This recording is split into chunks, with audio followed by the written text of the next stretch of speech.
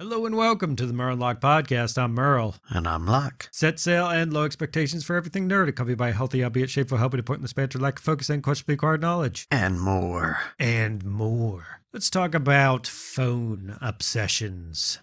I'm sorry, I was busy playing on my phone. What? Yeah. I mean, I get it. I get the fascination with phones, and I realize that your entire life can be on the phone. You have so much information right at your fingertips. Socialize with friends, network, and look up whatever you want. They're amazing pieces of technology. I get it. But shit. It's insufferable sometimes when you're trying to socialize with someone that just has to constantly check and keep tabs on this little device, and it's so distracting, but it's the norm. For some. For so many. When I go to my daughter's jiu-jitsu classes, I'm sitting there and I'm watching my daughter train. And then afterwards, we talk about all the things that happened during her classes, some of the hurdles that she had to overcome, some grappling moves that she had to get out of, and we have a whole conversation about it on the ride home. But while I'm sitting there, I look over and all the other parents are just staring at their phones, scrolling through something or another. I don't see a single other person watching what's going on. I'm like, these kids are busting their asses, grappling and training. How can you not be present in that? Your eyes have to be glued to the phone. I understand that it's just, for a lot of people, it's just habit. I don't know if there's a need to know what's going on, or they're just used to overstimulating themselves with the phone. I feel like that kind of has something to do with it. Yeah, once you get caught up in this habit, you just keep doing it and you don't really know why. I remember when cell phones really started becoming popular, we grew up watching this stuff unfold, going from flip phones to touch screen phones. You couldn't do as much on a flip phone. You had some games on there. You might be able to play Snake on like an old Nokia, which I enjoyed those times. I switched carriers, so I have a brand new phone, and brand new in a way as in it's not through the old carrier. It's an old phone. It can't do as much. It doesn't have the same memory, so I can't even really play a mobile game on it without it bogging down the whole system. I feel like I can hear dial-up every time I'm playing on my smartphone. That's what most people, they can get by with that. Well, not most people. I'd say less than most, because I feel like the only other person I know that has a brick for a phone is my dad. Every once in a blue moon, he's like, "Hey, come check this out." I go over and he's like, "Look how far I can zoom on this picture of this bird I took." And it just looks like a blob because it's like this old Nokia phone.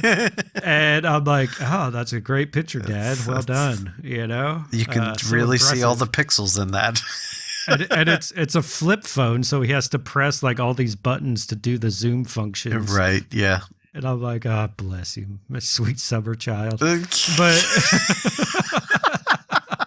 that's what we need to get back into. Just let phones be phones and not these computers anymore. Because golly, it's just the amount of people that are just completely glued to it. I'm not trying to put people down necessarily for being in that habit constantly, because I can see plainly how tempting it is. I myself, the most phone time I get is when I'm on the shitter, because it beats reading the back of shampoo bottles when you're trying to push one out, right? It gets boring in there. Pick another thing to stare at for a while. Or you know what? Just move like one of your bookshelves full of whatever books you own. Just sit that in the bathroom. You know what? That's not a bad idea. Normalize reading books while you're on the toilet. Yeah, I can't remember the last time I saw a magazine in a bathroom. What was that?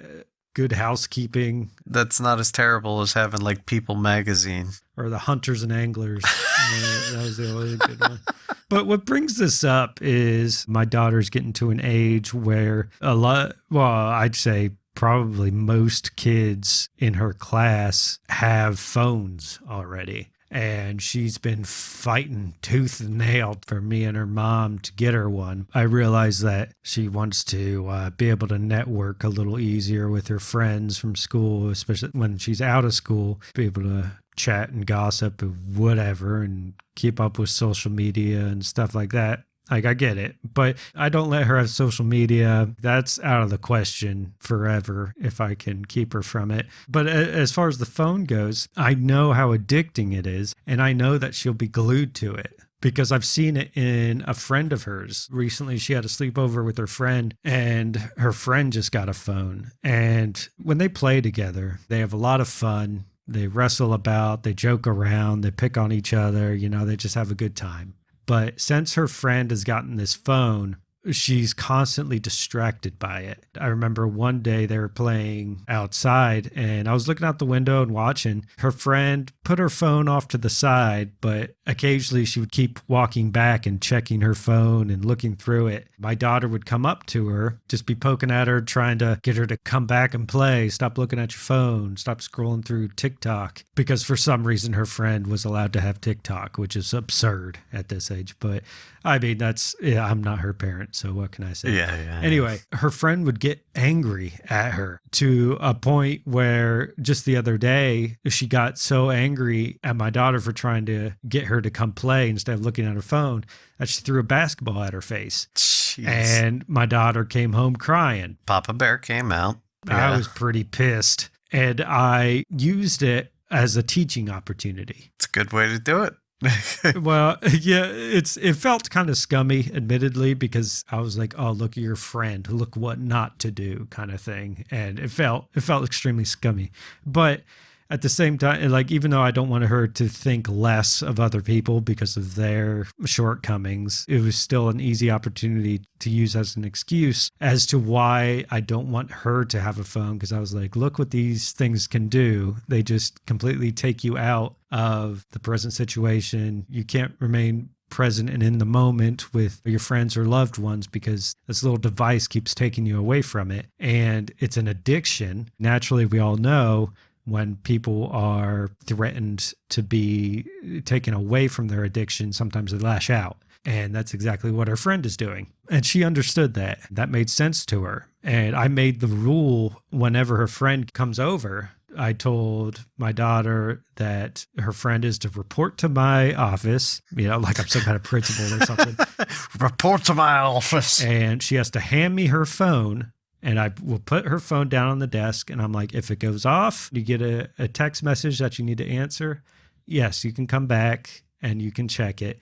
But you will stand right here in front of me to check it. Then you'll put it back down and then you go play. Because I'm not all about that. I don't want you to constantly be distracted. If you're here to play with my daughter, then you're here to play with my daughter. You're not here to chill out, have me make you dinner and enjoy all the entertainment while just sitting on your phone. This isn't your house. You can do that at your house. If you're here, you're spending time with my daughter. That's the new rule I had to implement in order to keep the peace, I suppose. Is it overstepping? I'm not entirely sure. Maybe in some realms, some people will think so. But I mean, my house, my rules, right? That's how I think of it. I feel like some parents will be like, hey, that is the way it goes. You're in somebody else's house, so you abide by their rules. That's how our parents kind of looked at it, right? If we went over to a friend's house, we were to adhere to whatever your friend's parents would tell you guys to do, right? If they told you, hey, you need to leave, well, guess what?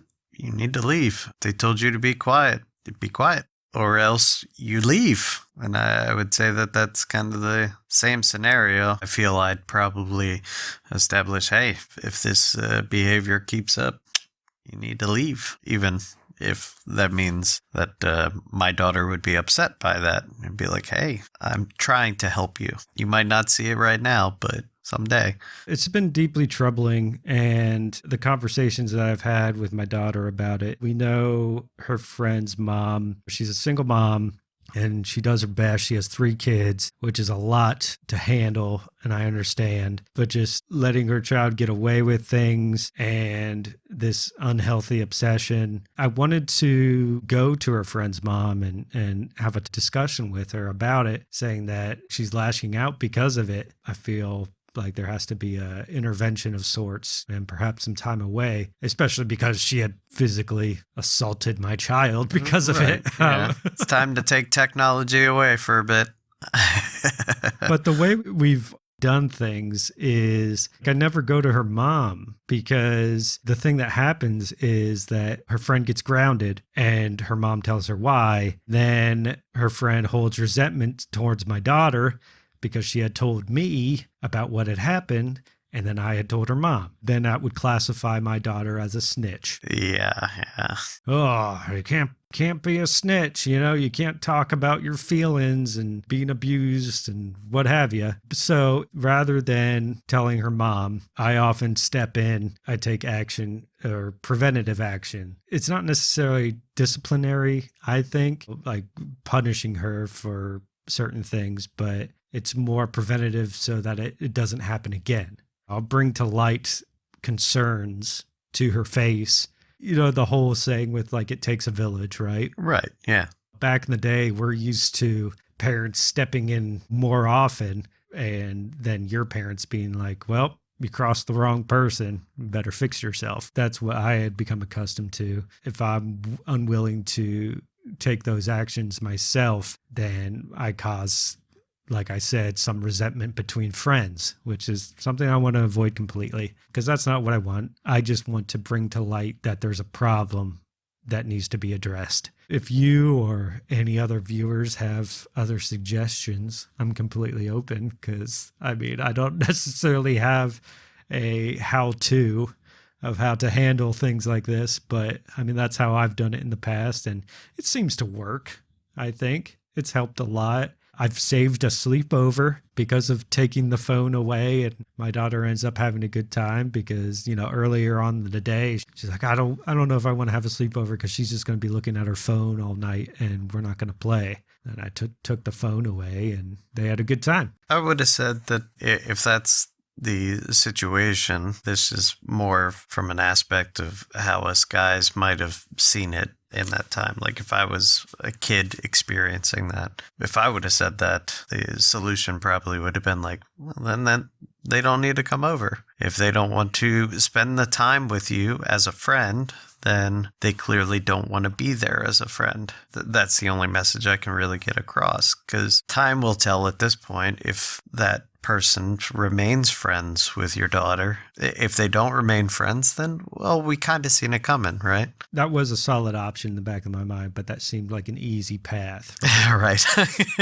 It puts the onus on them to think intrinsically and realize that they have a problem.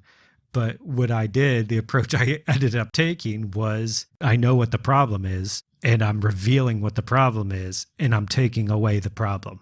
So I'm making it painfully obvious to her friend what the problem is, and so she could maybe learn and grow from it. The only way I can see it is maybe we'll still kind of get the same outcome. Maybe eventually her friend will see that that was an issue that she had. Say the friendship goes south, and then she goes, why did I ever stop hanging out with so-and-so? And I go, well, because you were always on your phone. Oh, I feel like a dick.